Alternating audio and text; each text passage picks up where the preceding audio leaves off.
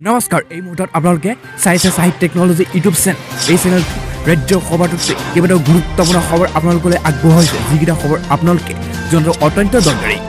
আৰু এই খবৰকেইটা আপোনালোকে উপস্থাপন কৰাৰ আগতেই আপোনালোকে যদি এই চেনেলটো নতুনকৈ আহিছে তেন্তে চেনেলটো প্লিজ ছাবস্ক্ৰাইব কৰি থ'ব আৰু ভিডিঅ'টোত এটা লাইক কৰি উৎসাহিত কৰিব আজি সন্ধিয়াৰ প্ৰথমটো এই মুহূৰ্তত অতি গুৰুত্বপূৰ্ণ এটা বহুত ডাঙৰ খবৰ মুকলি হৈ আহিছে কিয়নো কৈছে ভাল খবৰ কিন্তু ক্ৰমান্বয়ে অসমৰ নিম্নগামী হৈছে কৰোনাৰ সংক্ৰমণৰ সংখ্যা আৰু আজিৰ দিনটোত ৪,৩৪৮গৰাকী লোকৰ কৰোনাৰ আক্ৰান্ত হৈছে আৰু আজি ৬৫গৰাকী লোকৰ মৃত্যু হৈছে কিন্তু ৰাজ্যত ক্ৰমান্বয়ে হ্ৰাস পাইছে কৰোনাৰ সংক্ৰমণ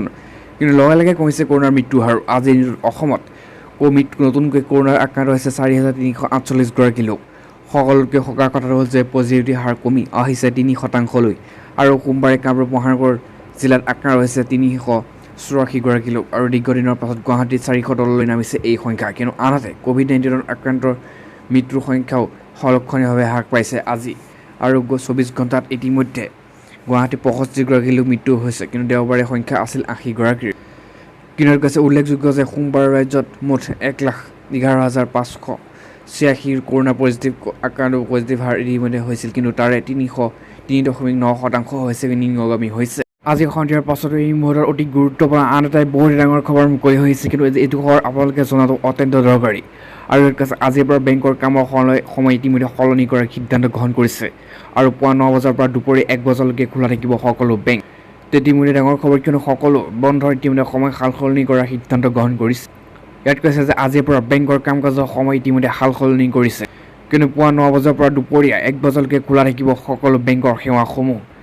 আৰু পূৰ্বে পুৱা ১০ বজাৰ পৰা দুপৰীয়া ২ বজালৈকে খোলা থকা হৈছিল বেংকসমূহ আৰু অহা ৫ জুনলৈ বলবৎ থাকিব এই নতুন নীতি নিৰ্দেশনা কিয়নো কৈছে ক'ভিড সংক্ৰমণৰ প্ৰতি লক্ষ্য ৰাখি এই সিদ্ধান্ত গ্ৰহণ কৰিছে ৰাজ্যৰ বেংকৰ কৰ্তৃপক্ষৰ ফালৰ পৰা কিয়নো কৈছে যে SLBC আত্মসহায়কৰ ৰাজ্য চৰকাৰৰ আলোচনাৰ পিছতে এই সিদ্ধান্ত গ্ৰহণ কৰিছে বেংকৰ শীৰ্ষ কৰ্তৃপক্ষ আৰু ৰাজ্য চৰকাৰে আৰু অতি গুৰুত্বপূৰ্ণ ডাঙৰ কথাটো হৈছে যে এই নতুন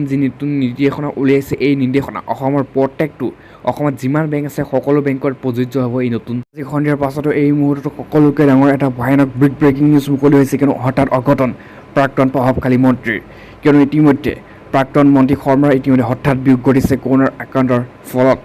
আৰু ইয়াত কৈছে মধ্যপ্ৰদেশৰ প্ৰাক্তন মন্ত্ৰী লক্ষ্মীনাথ শৰ্মাৰ সোমবাৰে মৃত্যু হৈছে আৰু কৰোনাৰ আক্ৰান্ত হৈ মধ্যপ্ৰদেশৰ প্ৰাক্তন মন্ত্ৰী লক্ষ্মীকান্ত শৰ্মাৰ বিয়োগ হৈছে আৰু কৰোনাৰ আক্ৰান্ত হৈছিল প্ৰাক্তন প্ৰভাৱশালী মন্ত্ৰীগৰাকী তেওঁক ১২ মে'ত ভূপালৰ শ্ৰীৰাম হস্পিটেলত ভৰ্তি কৰোৱা হৈছিল কিন্তু স্বাস্থ্য সংকটজনক হোৱাত তেওঁক সোমবাৰে দুপৰীয়া এয়াৰ এম্বুলেঞ্চেৰে চেন্নাইলৈ নিয়াৰ ব্যৱস্থা কৰা হৈছিল কিন্তু তাৰ পূৰ্বে মৃত্যুক সাৱটি লয় প্ৰাক্তন প্ৰভাৱশালী মন্ত্ৰীগৰাকীয়ে কিন্তু হস্পিটেলত দুবাৰকৈ হাৰ্ট এটেক হয় শৰ্মাৰ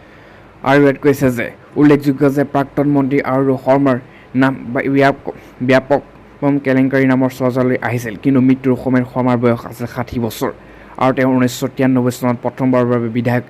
হিচাপে নিৰ্বাচিত হৈছিল তাৰপিছতে ১৯৯৮ ২০০৩ ২০০৮ত চিৰোজৰ বিধানসভা সমষ্টিৰ পৰা বিধায়ক হিচাপে নিৰ্বাচিত হৈছিল বিবাদৰ বাবে ২০১৮ চনত বিজেপিৰ পৰা তেওঁক প্ৰাৰ্থিত্ব নিদিলে আৰু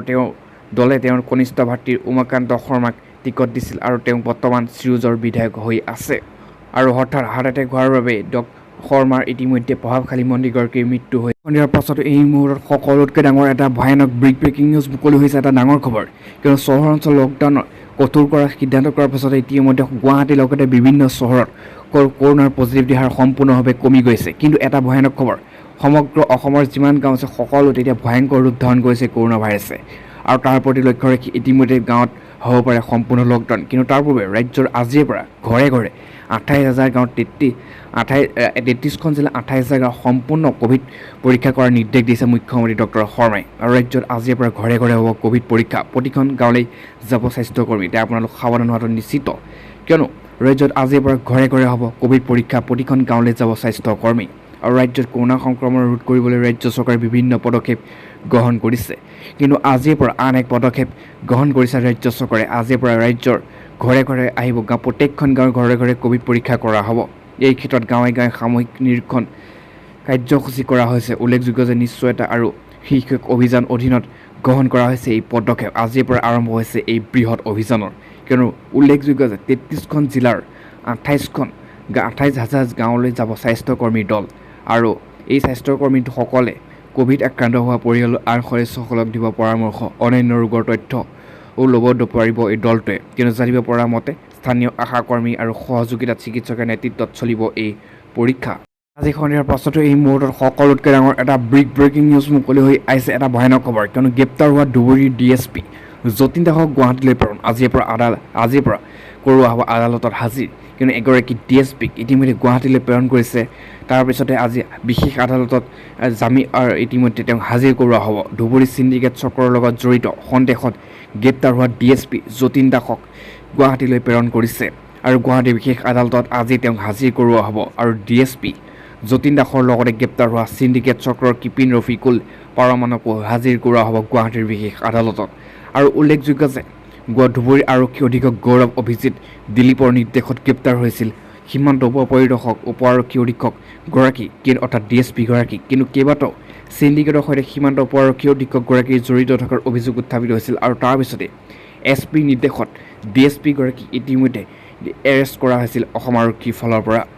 কিন্তু দেওবাৰে আৰক্ষীৰ অভিযান আটক হৈছিল ৰফিকুল পাৰমাণিক আৰু নামৰ এজন আৰু ছফিৰ পৰা জব্দ হৈছিল প্ৰায় 4 লক্ষাধিক টকা আৰু ৰফিকুল ওৰফে ছফি এজেণ্ট হিচাপে কাম কৰিছিল যতীন দাস DSPৰ আৰু বিভিন্ন অসামাজিক কাৰ্যকলাপৰ অবৈধ ব্যৱহাৰ যতীন দাসৰ জড়িত থকাৰ অভিযোগ উত্থাপিত হোৱাৰ পিছতে DSP গৰাকীক ইতিমধ্যে আদালতত হাজিৰ কৰোৱা হৈছে আজি সন্ধিয়াৰ পাছতে এই মুহূৰ্তৰ আন এটাই বহুত ডাঙৰ ব্ৰেকিং নিউজ এটা মুকলি হৈছে কিন্তু এতিয়া আপুনি সাৱধান কিয়নো আপোনাৰ বাবে এটা বৃহৎ খবৰ আৰু আজি 1 জুনৰ পৰা সলনি হ'ব ৰাজ্যৰ বহুতো নিয়ম কিয়নো হিমন্ত বিশ্ব শৰ্মাই কৰিলে স্পষ্ট ঘোষণা আৰু ইয়াত কৈছে আপোনাৰ দৈনন্দিন কাম কাজত পৰিব পাৰে ইয়াৰ প্ৰভাৱ প্ৰথমতে কৈছে যে 1 জুন অৰ্থাৎ আজিৰ পৰা বহু ক্ষেত্ৰত দেখা যাব পৰিৱৰ্তন যাৰ পদক্ষেপ আপোনাৰ বেংক একাউণ্টত PF একাউণ্ট আৰু উপাৰ্জনৰ ওপৰত পৰিব গতিকে আজি এইসমূহ তথ্যৰ বিষয়ে অৱগত হওক যাতে আপুনি আৰু চিন্তাত পৰিবলগীয়া নহয় ইয়াত অন্তৰ্ভুক্ত আছে গেছ চিলিণ্ডাৰ পৰা আয়কৰ লগতে বহুকেইটা অত্যাৱশ্যকীয় পৰিৱৰ্তন আৰু এই 6টা পৰিৱৰ্তন বিষয়ে জনোৱা হওক কিয়নো ৰাজ্য চৰকাৰৰ লগতে ইতিমধ্যে এই গৃহত ঘোষণা কৰিছে যে আজিৰ পৰা 6টা নিয়ম পৰিৱৰ্তন হ'ব এইখন অসমত আৰু সলনি হ'ব BOB বেংক অফ বৰোদাৰ পৰিশোধৰ ধন পদ্ধতি আৰু ইয়াৰ 1 নম্বৰ সলনিৰ কথা কৈছে যে বেংক অফ বৰোদাৰ 1 জুন 2021 অৰ্থাৎ আজিৰ পৰা গ্ৰাহকসকলৰ বাবে চেকৰ দ্বাৰা ধন পৰিশোধ কৰাৰ পদ্ধতি সলনি হ'ব আৰু বেংকে গ্ৰাহকসকলক প্ৰবঞ্চকৰ চিকাৰৰ পৰা ৰক্ষা কৰিবলৈ পজিটিভ পে কনফাৰেঞ্চন আৰু বাধ্যতামূলক কৰিছে বেংকৰ ইতিমধ্যে বেংকৰ বিষয়াসকলে কৈছে যে গ্ৰাহকসকলে পজিটিভ পে আৰু চিষ্টেম অধীনত চেকৰ বিৱৰণ নিশ্চিত কৰিব লাগিব যদিহে তেওঁলোকে 2 লাখ টকা বা ততোধিক টকাৰ বেংক চেক জাৰি কৰে আৰু 2 নম্বৰে কৈছে যে সলনি হ'ব গেছ চিলিণ্ডাৰ দাম আৰু ৰন্ধন গেছ চিলিণ্ডাৰ দামৰ পৰিৱৰ্তন 1 জুনৰ অৰ্থাৎ আজিৰ পৰা সলনি হ'ব সাধাৰণতে প্ৰতিমাহে তেলৰ কোম্পানী আৰু LPG চিলিণ্ডাৰ নতুন মূল্য জাৰি কৰে কিন্তু কেতিয়াবা মাহত 2 বাৰো পৰিৱৰ্তন হৈ দেখা যায় এই চিলিণ্ডাৰ দাম কিন্তু 14.2 কেজি LPG চিলিণ্ডাৰ মূল্য বৰ্তমান 809 টকাৰ আছিল কিন্তু 14.2 কেজি চিলিণ্ডাৰ উপৰিও 19 কিলোগ্ৰাম চিলিণ্ডাৰ মূল্য সলনি কৰাৰ সম্ভাৱনা আছে অৱশ্যে এতিয়াও হোৱা নাই কিন্তু 1 জুনৰ পৰা নতুন মূল্য হ'ব জাৰি কৰিব পাৰে আৰু ইতিমধ্যে চৰকাৰে কিয়নো তাৰপিছত 3 নম্বৰে অতি গুৰুত্বপূৰ্ণ কথাটোৱে কৈছে যে আয়কৰ আৰু ৱেবছাইটত বন্ধ থাকিব ইয়াত কৈছে আয়কৰ বিভাগৰ ফাইলিং পৰ্টেলে 1 পৰা 6 জুনলৈ নকৰিব কাম আৰু ইতিমধ্যে 7 জন আয়কৰ বিভাগে কৰদাতালৈ ইতিমধ্যে আয়কৰ আৰু ফাইলিঙৰ 2টা পৰ্টেল নতুন